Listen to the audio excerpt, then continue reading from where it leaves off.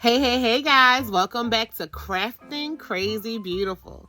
We are back at it with another tumbler tutorial. Today we are using Hog's 20-ounce stainless steel double-walled skinny tumbler. So we're going to get started. We're doing a Grinch theme, which is perfect for the holidays.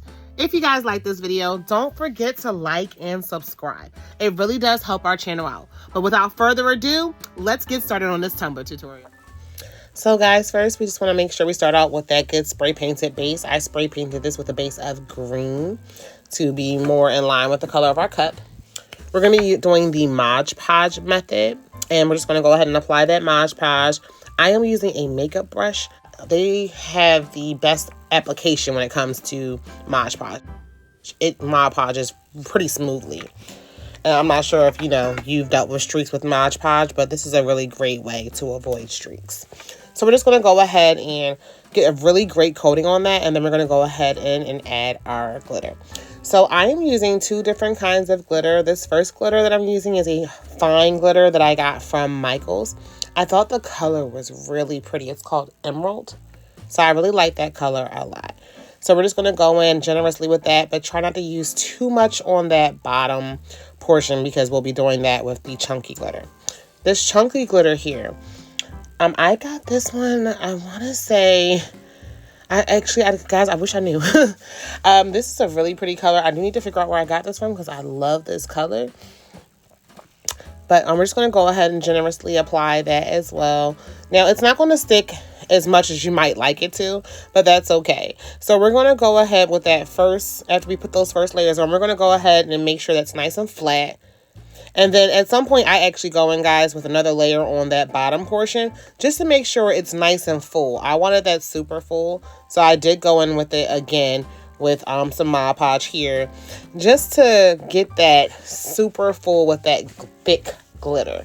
And just to also give me more of an ombre, I also went ahead and just kind of added in a little bit on top of that green area with the fine glitter so that they could kind of blend a little bit better. And our next step is for us to go ahead and go in with that first layer of epoxy. So depending on how flat you were able to get that glitter when you used your wax paper and you wrapped it up and made it nice and flat, you might only need maybe 1 or 2 coats before you do your decal. For me, I got them pretty flat, so I actually only needed 1 coat before my decal, but I did kind of like a flood coat. I did put a lot on it. So you are going to want to make sure that you do definitely get good coverage and that you don't have a bunch of lumps and bumps before you put that decal, especially because for this particular project, we are going to be doing this with a Waterslide. So we're just going to go ahead and pop as many of those bubbles as we can and get started with that decal once it's cured. So now we have our decal ready to go. This is on clear Waterslide that has been sealed 3 times with clear Rust-Oleum 2 times acrylic sealer. So we're going to go ahead and apply it backwards. I did go ahead and mirror this image. You don't have to. You can do it the other way. This is just easier for me. So I went ahead and applied it and then just slid that off. I made sure that the cup was really wet as well as the Waterslide paper.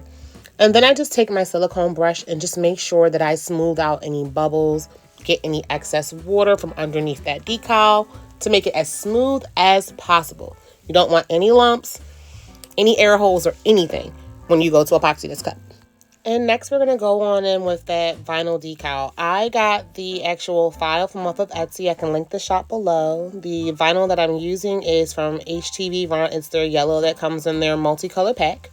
The transfer paper that I'm using, I actually bought from Amazon in a really large roll. I can link that below as well in the description.